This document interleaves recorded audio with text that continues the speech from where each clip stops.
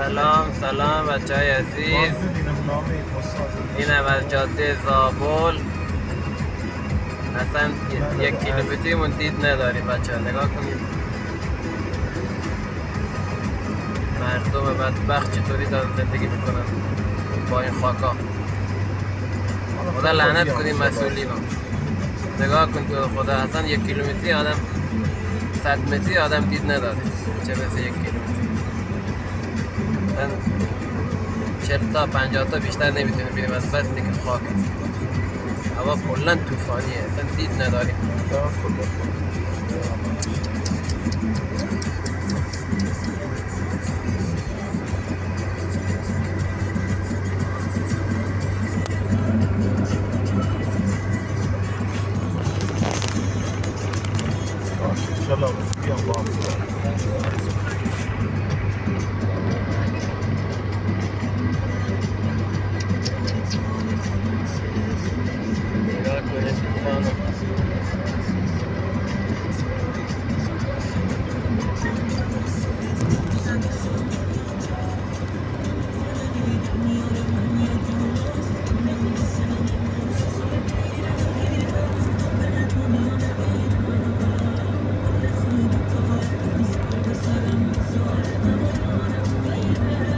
دیروز بعد از همین طوفان جاده ها کلا بسته بوده، ماشین از دادان به زابل نمی‌آمد.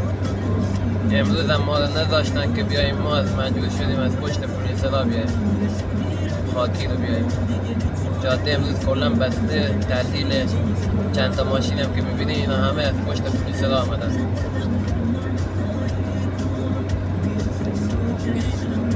راه کلا بسته. هنوز هرچی به دادان نزدیکتر میشیم کلا هوا تاریک‌تر میشه از بستی که خاک.